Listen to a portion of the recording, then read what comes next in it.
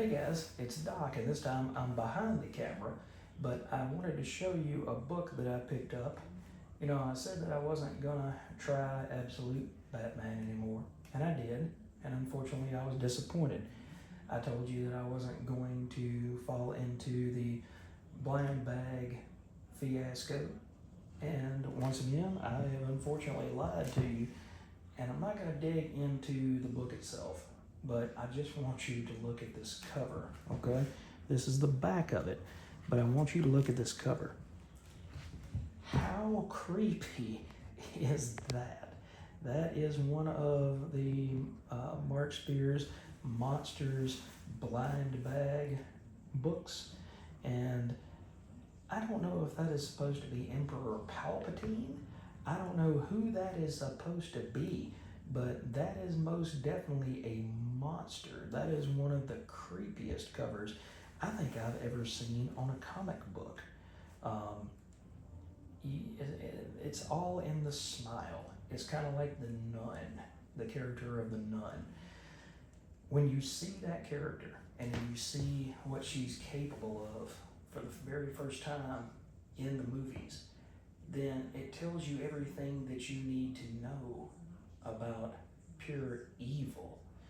And this guy here, like I said, I don't know if it's Palpatine, I don't know who he's supposed to be, but you get a whiff of that kind of smile and you realize real quick this guy is up to no good, none whatsoever.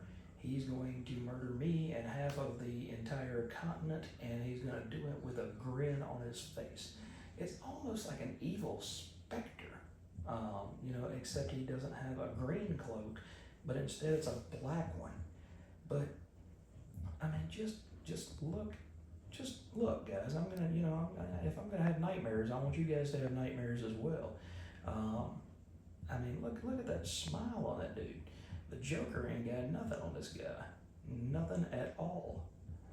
But have you guys been reading Monsters? Have you been checking this out? Because this is issue 8, and this is actually the finale of this particular storyline, is what I'm trying to say. But I can tell you now that if I had seen this guy in this book, I probably would have quit reading it long before now, because that right there is nightmare fuel. Did anybody get this this cover, in a blind bag? Because I thought about picking up 2 blind bags just to see what I got, and I talked myself out of it.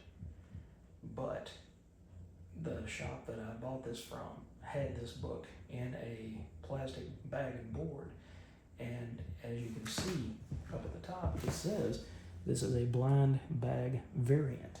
Now, I haven't been able to find very much information on which particular cover this is and what its rarity is, but to me, it is just one of the most gripping images that I have ever seen on the face of a comic book. And okay. The only other closest thing that I can think of, and for you guys that have never seen it before, I've got a copy of it and I will do a video on it eventually. The original John Totleben cover for Miracle Man 15, dear God, that grin that is on Kid Miracle Man's face, it will stick with you when you try to go sleep. And this guy is no different. Whoever he has just watched some really, really dark stuff, and he's cackling about it. He just thinks it's the greatest thing he's ever seen. So anyway, guys, I just wanted to show you this cover because it just spoke to me. It jumped out at me from the shelf and said, take me home. Whatever you feel about Mark Spears, whatever you feel about his artwork, whatever you feel about this series, when you get artwork like this, it speaks to you in a different level. And the only thing that would be better, although better is a relative term because I don't know if I want to have nightmares like that, imagine if it glowed in the dark. Imagine if just the part where it says it's in white and it says Keen Spot, and then imagine if it says Keen Spot and then Mark Spears Monsters, and then you just see this dude's face. How amazing would that be? I would go back and buy another one just like it if it glowed in the dark. Are you guys on board for Monsters? Do you like these covers? Do you like this type of artwork?